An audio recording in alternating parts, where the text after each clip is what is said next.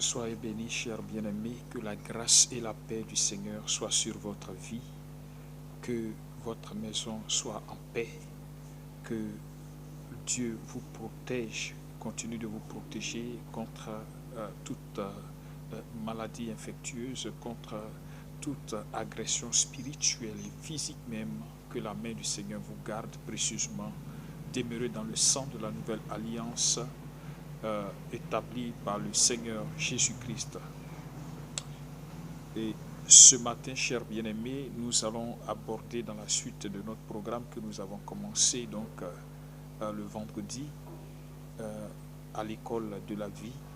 À l'école de la vie, un programme spécial d'enseignement sur le mariage et la gestion du foyer, suivi donc de prières en faveur des candidats au mariage et aussi des prières en faveur des couples.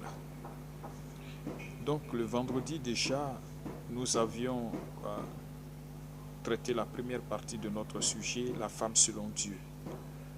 Et pour rappel, nous disions que la femme était un être créé parfait par l'Éternel notre Dieu. C'était une créature merveilleuse, et si merveilleuse même. Deuxièmement, la femme était la source du bonheur également pour son conjoint, pour l'homme, pour qui elle a été faite. Troisièmement, la femme a été créée et cette femme intelligente était un don de Dieu. La femme, selon le Seigneur, est une femme de valeur. C'est une femme dont la valeur est supérieure à celle de toutes les autres femmes à cause du fait qu'elle craint Dieu, elle est dans le Seigneur, elle a l'Esprit de Dieu, elle est dans la communion avec le Seigneur. Selon Proverbe 31, versets 29 à 30. Cinquièmement, nous disions que la femme était un être d'une nature délicate, fragile selon 1 Pierre 7, qui parle de la faiblesse. C'est vrai, physiquement faible par rapport à l'homme, mais ici, selon la version Semeur, il est dit qu'elle est d'une nature délicate, et la version Parole de vie, elle est fragile. Donc, être précieux, être d'une grande valeur, être merveilleux, est fragile. Donc, ce qui est précieux, ce qui est délicat, mérite donc une attention particulière. Que le Seigneur vous bénisse. Que le Seigneur vous bénisse. Et je voudrais m'adresser particulièrement à la femme, sinon aux femmes. La femme doit se reconnaître et s'accepter comme telle.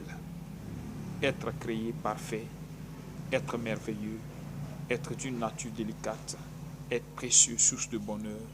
Et elle doit se mettre en valeur. Elle doit prendre soin d'elle-même selon que Dieu la voit. Alors, cher bien-aimé, tu n'as pas à te sous-estimer, je parle des femmes, tu n'as pas à te sous-estimer, tu n'as pas à te mépriser, tu n'as pas à te négliger. Loue le Seigneur de ce que Dieu a fait une œuvre parfaite en te faisant. Dieu a fait une œuvre glorieuse en te créant. Dieu a fait une œuvre merveilleuse en te créant. Dieu t'a fait une créature délicate, une créature exceptionnelle en te faisant et d'une manière particulière, en te faisant à partir de la côte de l'homme, non avec la poussière de la terre, mais la côte, la chair et la chair de l'homme, la côte et la chair de l'homme. Que le Seigneur soit béni et que son nom soit glorifié. Alors ce matin,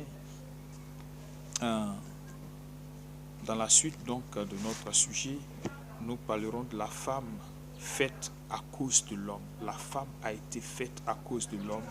1 Corinthiens chapitre 11 que nous allons voir le verset 8 et le verset 9. Verset 8 à 9. La femme a été faite à cause de l'homme. Verset 8, il dit: en effet, l'homme n'a pas été tiré de la femme, mais la femme a été tirée de l'homme. En effet, l'homme n'a pas été tiré de la femme, mais la femme a été tirée de l'homme. Verset 9. Et l'homme n'a pas été créé à cause de la femme, mais la femme a été créée à cause de l'homme. La femme a été créée à cause de l'homme. Que le Seigneur soit béni. Bien-aimé, cela est vrai. C'est la parole de Dieu qui le dit à travers la bouche de Paul. Quand Dieu a créé l'homme et qu'il lui a donné tout ce qu'il fallait, la force, l'intelligence, la capacité de nommer tous les animaux que Dieu avait fait, il lui a donné la richesse parce que dans le jardin d'Éden, il y avait tout ce qui était précieux, les pierres précieuses, de l'or, ainsi de suite. Il y avait tout pour que l'homme soit épanoui, à l'exception du fait que la femme était absente. Et Dieu dit, il n'est pas bon que l'homme soit seul. Alors je lui ferai une aide semblable qui sera son vis-à-vis, donc qui lui convienne parfaitement. Et Dieu va créer la femme à partir de la côte qu'il avait prise de l'homme pour faire son aide, celle qui lui convienne parfaitement. Donc, l'homme n'a pas été créé à cause de la femme, mais la femme a été créée à cause de l'homme. La femme a été créée à cause de l'homme. Le fait qu'on le dise, ou bien le fait que la parole le dise, ne dit pas que Dieu n'a pas un regard particulier sur la femme, non. Ne dit pas que Dieu ne s'intéresse pas de façon spécifique à la femme. Le fait même de le faire, c'est que Dieu a une attention particulière à ce projet, la création de la femme par rapport à la vie de l'homme. Mais c'est pour satisfaire un besoin que Dieu l'a fait, un besoin dans la vie de l'homme. Donc c'est pourquoi il a créé la femme. Il dit que la femme a été créée pour l'homme. Que le Seigneur soit béni.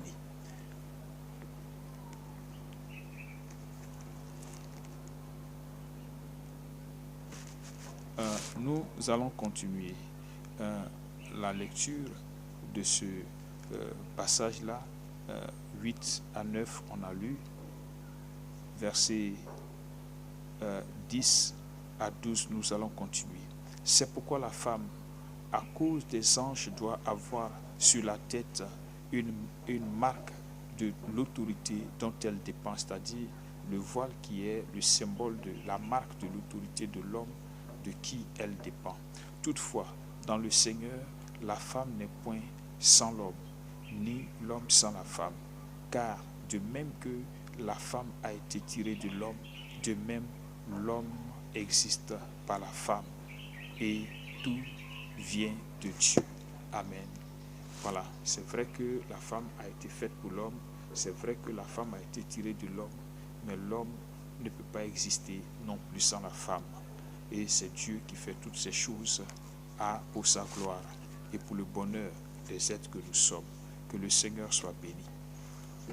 Donc, nous comprenons que la femme a été faite pour l'homme. Mais dans le Seigneur, la femme n'est point sans l'homme et l'homme n'est point sans la femme, comme le dit les Écritures, comme on vient de le citer tout à l'heure. Bien-aimés, voilà pourquoi donc la femme doit comprendre son rôle à jouer dans la vie de l'homme.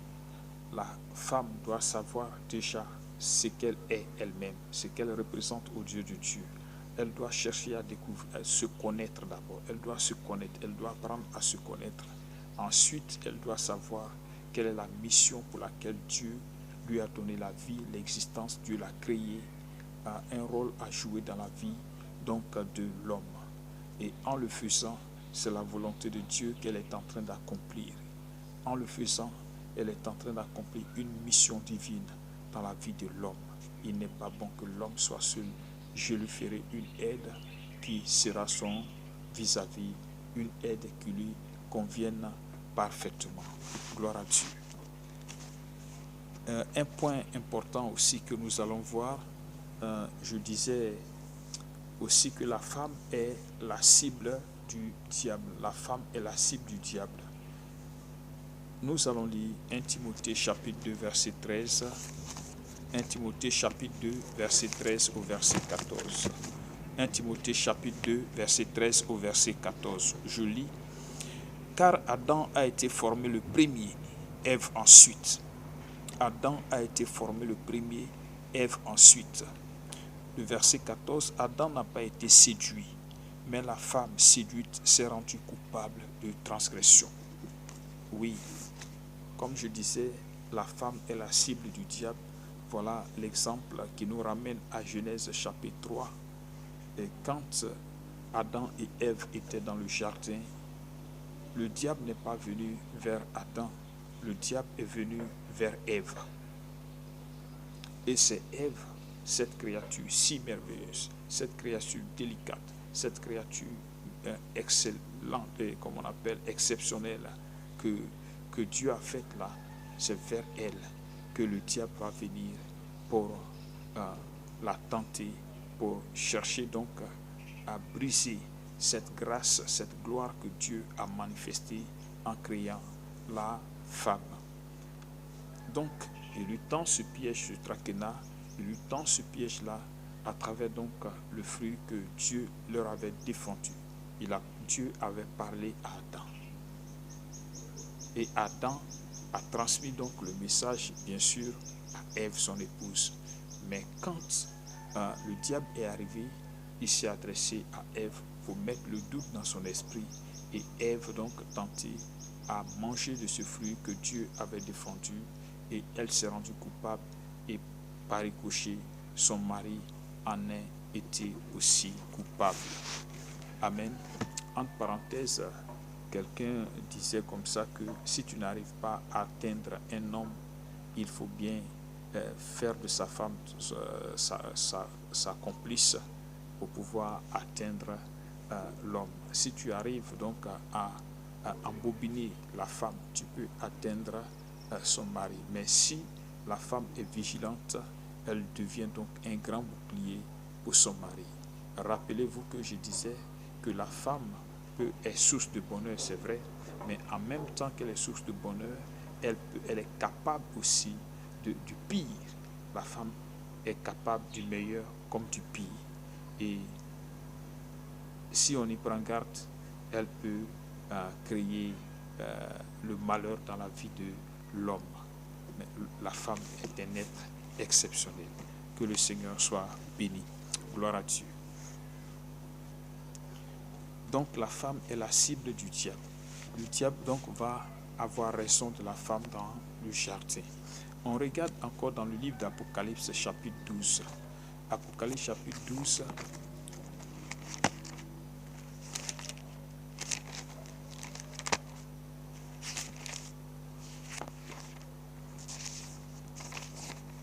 Apocalypse chapitre 12, le verset 1 et 2. Apocalypse chapitre 12, le verset 1 et 2.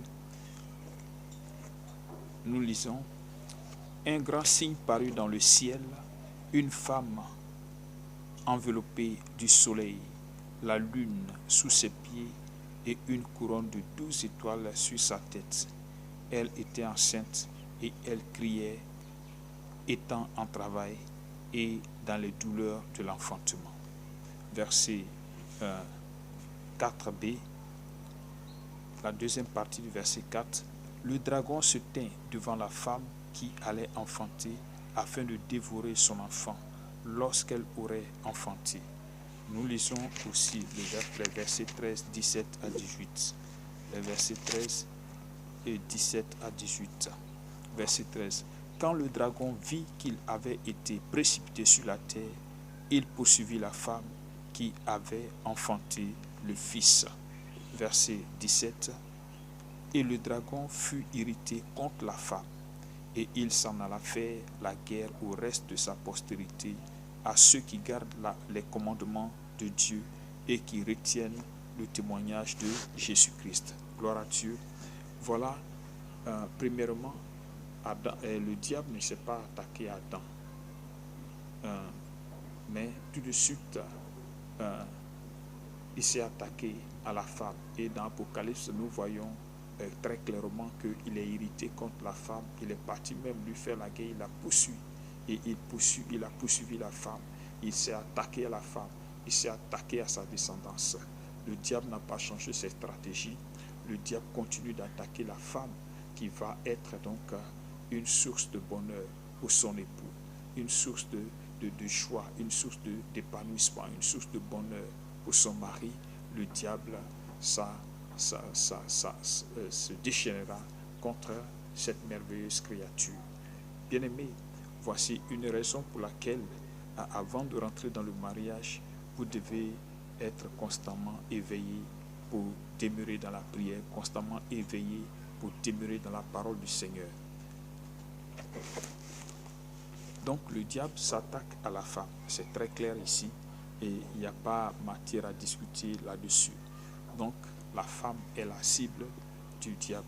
Alors, je veux rendre un témoignage par rapport à cela. J'ai reçu la visite d'une sœur qui m'a expliqué, qui m'a parlé de la beauté d'une de ses amies qui était vraiment très belle, très très belle. Alors qu'il y avait un problème et cette amie n'arrivait pas vraiment à se marier. Elle avait des difficultés pour trouver un homme, elle avait des difficultés donc pour rester longtemps avec un homme. Et chaque fois que le projet de mariage était engagé, il y avait des difficultés. Et toutefois que quelqu'un la voyait, il était séduit immédiatement, il voulait aller avec elle, il voulait coucher avec elle. Donc elle a besoin d'aide. Et quand j'ai commencé à intercéder pour elle, le Seigneur va me dire ceci. Sa beauté est un avantage pour le diable. Je me suis redressé pour me poser la question, mais comment la beauté de la sœur peut être un avantage du diable? Bien-aimé, le Seigneur va me l'expliquer. Il va m'éclairer davantage sur ce que c'est que la beauté qui a l'avantage du diable. Il dit, regarde dans le jardin d'Éden, le fruit que Dieu a défendu à Adam et Ève. Quand le diable est venu, qu'il a proposé à Ève de manger de ce fruit, quand elle a pris le fruit, la Bible dit que ses yeux se sont ouverts et le fruit, elle a trouvé que le fruit était beau et puis il était doux à son palais. J'ai dit oui Seigneur, c'est vrai. Il dit ok. Deuxièmement, regardons quand il est venu tenter Jésus. Il lui a présenté quelque chose de glorieux. Il dit, regarde tous les royaumes de la terre et leur gloire. Si tu te prosternes devant moi pour m'adorer, je vais te le donner. Le diable ne va pas utiliser, il ne se sert pas des choses sans valeur pour séduire, puisque c'est un séducteur. Il faut qu'il utilise des choses belles, les choses qui peuvent attirer l'attention des gens, les choses qui peuvent vraiment entraîner l'homme vers ces choses-là, vers le piège du diable. Il se sert de ce qui est beau, il se sert de ce qui est attrayant, il se sert de ce qui peut séduire. C'est comme ça le diable travaille. C'est comme ça le diable arrive donc à saisir plusieurs personnes en leur proposant ce qui est beau, ce qui est attirant, ce qui est attrayant. Il leur propose cela. Et quand il montre à cela, il a donc une emprise sur leur vie. Il peut faire de ce qu'il veut.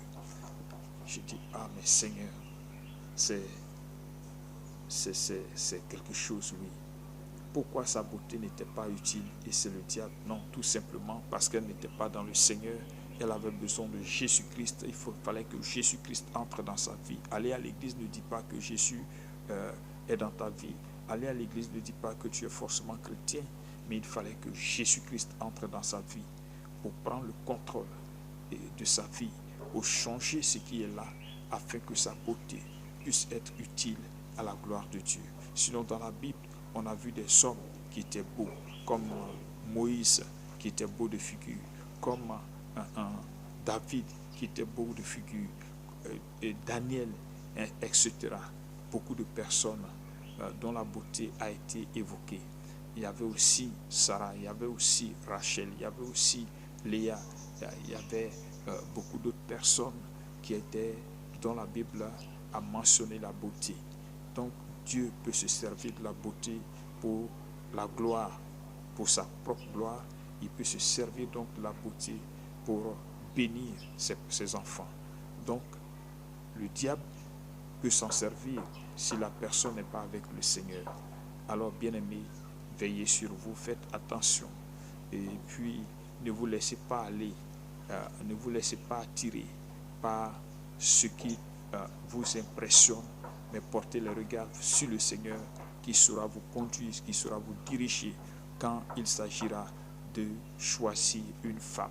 Quand il s'agira de choisir votre conjoint, rappelez-vous que le Seigneur dit, je lui ferai une aide, je lui donnerai une femme qui lui convienne parfaitement. Alors si tu dois choisir, laisse ton cœur être imprégné par la volonté de Dieu afin que tu puisses trouver celle qui te convienne parfaitement. Toi, femme célibataire, considère-toi comme une femme de valeur dans le Seigneur, une femme précieuse, délicate dans le Seigneur, Jésus-Christ.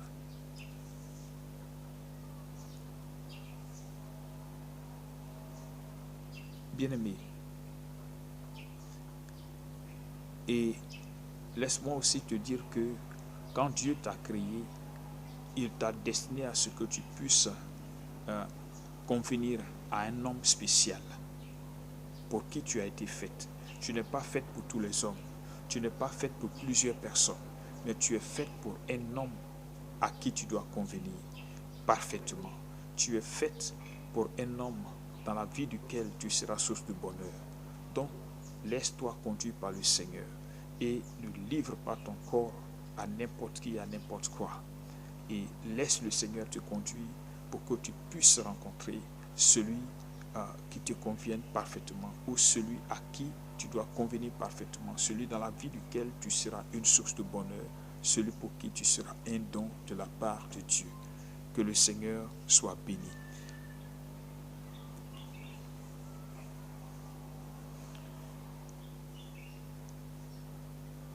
Que le Seigneur soit béni. Maintenant, pour les femmes qui sont mariées, toi, sœur qui est mariée, est-ce que tu es là où tu dois être? Est-ce que tu es là où il te faut être dans la vie? Est-ce que tu es là dans la vie de l'homme que Dieu t'a destiné? Est-ce que tu conviens parfaitement à celui avec qui tu vis d'une manière ou d'une autre? Est-ce que c'est de façon tacite ou bien de façon légale que tu es avec lui? Je ne sais, mais laisse-moi te dire, même que ce soit de façon légale, est-ce que tu es là où il faut que tu sois? Est-ce que tu es avec l'homme qu'il te faut? Est-ce que tu es une source de bonheur dans la vie de l'homme avec qui tu vis? Est-ce que l'homme reconnaît que tu es un don de Dieu? Est-ce que l'homme te voit comme une faveur de l'Éternel, comme un don de Dieu, une créature aussi merveilleuse, aussi délicate? Est-ce que l'homme là, il te voit ainsi?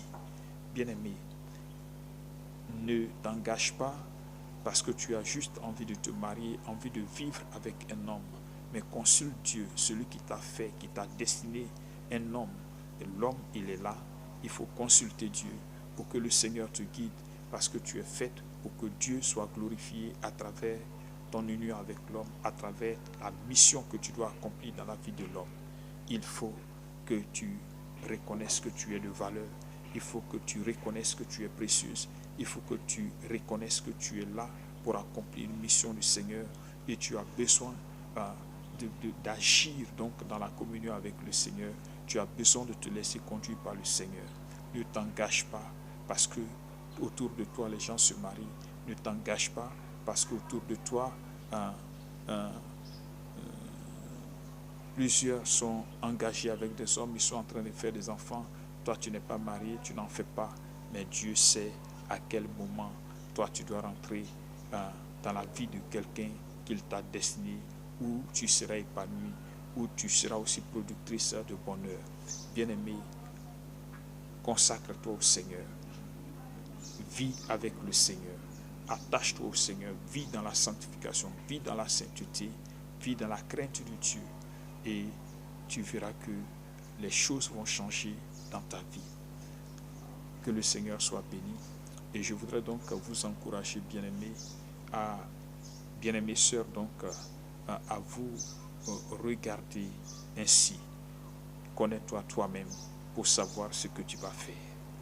Connais-toi toi-même pour savoir là où tu vas. Connais-toi toi-même pour rentrer dans le mariage. Que le Seigneur te bénisse que sa grâce soit sur toi. Alors si tu as besoin d'aide, si tu as besoin de guide, si tu as besoin de conseils, si tu as besoin de prière, n'hésite pas à nous contacter au 225 77 29 11 32, au 225 77 29 11 32. N'hésite pas à nous contacter, n'hésite pas à nous écrire également à Mission CFEC, MI2SION.CFEC, c'est CEFEC @gmail.com. Donc je disais les contacts 225 77 29 11 32, 225 44 06 95 27. Les deux numéros cités sont les numéros WhatsApp. Vous pouvez nous écrire ou à l'adresse email qui a été indiquée. Vous pouvez aussi nous appeler au 225 42 90 01 58. Que le Seigneur vous bénisse et que sa grâce soit sur vous. Alors, femme, c'est à toi que ce message a été adressé et je voudrais que tu te l'appropries et que tu agisses avec beaucoup de détermination, beaucoup d'engagement. Sois béni au nom de Jésus. Amen. Père, je te rends grâce ce matin, Seigneur Dieu, pour cette deuxième partie de l'enseignement La femme selon Dieu. Père Tout-Puissant, que toute la gloire te revienne, Seigneur Dieu. Et je prie pour la femme afin qu'elle se considère comme une femme de valeur dans l'union avec toi. Parce que la femme qui craint l'Éternel est celle dont la valeur est supérieure à celle des autres. Père, je voudrais que chaque femme, ô Seigneur Dieu, soit protégée dans ta grâce parce qu'elle s'est confiée à toi et qu'elle soit conduite par le Saint-Esprit pour entrer dans la vie de l'homme que tu lui as destiné afin qu'elle puisse lui apporter vraiment le bonheur que tu veux qu'elle produise, qu'elle soit comme un don de Dieu pour la vie de cet homme, qu'elle puisse changer en bien la vie de son conjoint. Éternel Dieu Tout-Puissant, merci pour les couples qui sont en difficulté. Je prie ce matin, Seigneur Dieu, les couples dans lesquels la femme est méprisée, la valeur de la femme n'est pas reconnue, le couple dans lequel ce don merveilleux que tu as fait à l'homme est méprisé, est violenté. Je prie que ta grâce se manifeste, fais tomber le voile des yeux, du cœur aussi de cet homme éternel tout-puissant pour qu'il comprenne que la femme avec lui est un don de Dieu, est une faveur de l'Éternel, est une source de bonheur, est une grâce que le Seigneur lui a faite. Que le Seigneur soit béni. Merci Papa parce que tu le fais. Que toute la gloire te revienne Seigneur au nom de Jésus. Amen. Soyez bénis.